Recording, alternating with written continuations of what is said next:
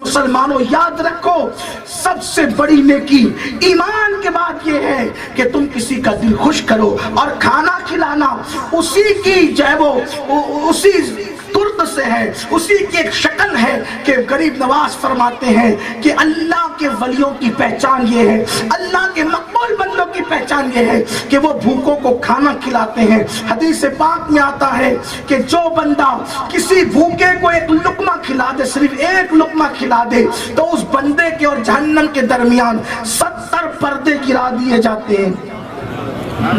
اللہ اکبر، یہ حال اور ایک حدیث میں آیا ہے کہ 7 پردے گرا دیے جاتے ہیں، اور ایک پردے سے دوسرے پردے کے درمیان 500 سال کا فاصلہ ہوتا ہے۔ یعنی اگر کسی نے کسی بھوکے کو صرف ایک لقمہ کھلایا تو کیا ہو جاتا ہے؟ اس کے اور جہنم کے درمیان 3500 سال کا فاصلہ پیدا کر دیا جاتا ہے۔ جب ایک لقمہ کھلانے پر یہ اجر ہے تو پیٹ بھر کھانا کھلانے پر کیا ثواب ہوگا؟ لیکن اللہ اکبر، نفرتوں کا ماحول ہے، نفرتیں ہی نفرتیں ہیں، منہ کھولتے تو نفرتیں بکتے ہیں، ذلتوں کا ماحول ہے، ایک دوسرے کے ساتھ گالی گلوچ کرتے ہیں، ایک دوسرے پڑوسی کی عزت پہ حملہ کرتے ہیں، کسی کی غیبت ہو رہی ہے، کسی کی آبرو پہ حملہ ہو رہا ہے، کسی کی بیٹی کو اچھا رشتہ آ رہا ہے تو اس کو جا کر کے بہکا رہے ہیں، ان کے یہاں کیا رشتہ کرتے ہو؟ اگر کسی کی اچھی روزی چل رہی ہے تو اس پر جادو کر کے اس کے روزی پہ وار کرنے کی کوشش کرتے ہو، مگر یاد رکھو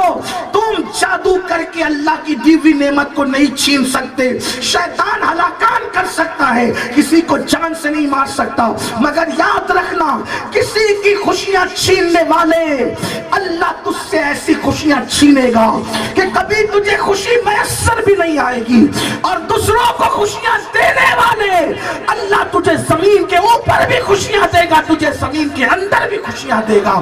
آج کل لوگ جادو میں بڑے ماہر ہو گئے ہیں، کسی کا کاروبار اچھا چلتے دیکھا اس پہ جادو کیا، کسی کو صحت مند تندرست دیکھا اس پہ جادو کیا، یہ سارے کام لوگ کرتے ہیں، مگر یاد رکھو اگر کسی پر جادو کرانے کے لیے تم جادوگر کے پاس چل کر جاتے ہو، میرے آقا فرماتے یہ کفر ہے، کفر ہے۔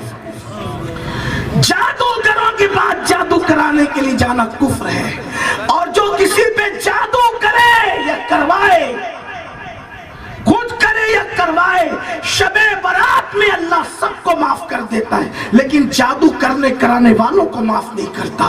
اور اگر آپ سوچتے کسی کی خوشی آپ کو تکلیف پہنچاتی ہے تو یہ خوشی کا تکلیف پہنچانا کہیں نہ کہیں ایمان کا طوطا تو نہیں اڑ گیا؟ اس لیے کہ مومن وہ ہوتا ہے جو اوروں کی خوشیوں کو دیکھ کر خوش ہوتا ہے، اوروں کی خوشیوں پہ وہ جلا نہیں کرتا۔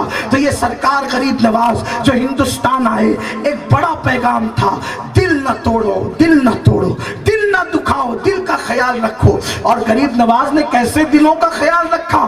اللہ اکبر، غریب آیا دل کا خیال رکھا، امیر آیا دل کا خیال رکھا، چھوٹا آیا دل کا خیال رکھا، بڑا آیا دل کا خیال رکھا، حتیٰ کہ جان کا دشمن آیا اس کے بھی دل کا خیال رکھا۔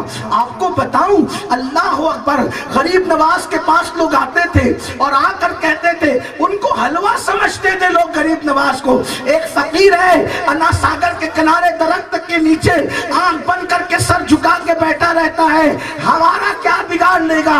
حکومت ہماری، سلطنت ہماری، بادشاہ ہمارے، علم ہمارے پاس، ہواؤں میں اڑنے کا ہنر ہمارے پاس، یہ ہمارے پاس، وہ ہمارے پاس۔ غریب نواز کے پاس آ کے کہتا تھا، او معین الدین، میں آپ سے مناظرہ کروں گا۔ غریب نواز کہتے تھے، بہت دور سے چل کر آئے ہو، تھکے ہوئے ہو، جاؤ پہلے کھانا کھاؤ، آرام کرو، پھر جب تھکن تمہاری ختم ہوگی انشاءاللہ پھر دیکھیں گے۔ غریب نواز کے ان اخلاق کو دیکھ کر مناظرہ کرنے سے پہلے وہ مسلمان ہو جایا کرتے۔ غریب نواز کا انداز یہ تھا، ان کے اخلاق کیا بیان کروں؟ آئیے ایک واقعہ یاد آتا ہے۔ آج کل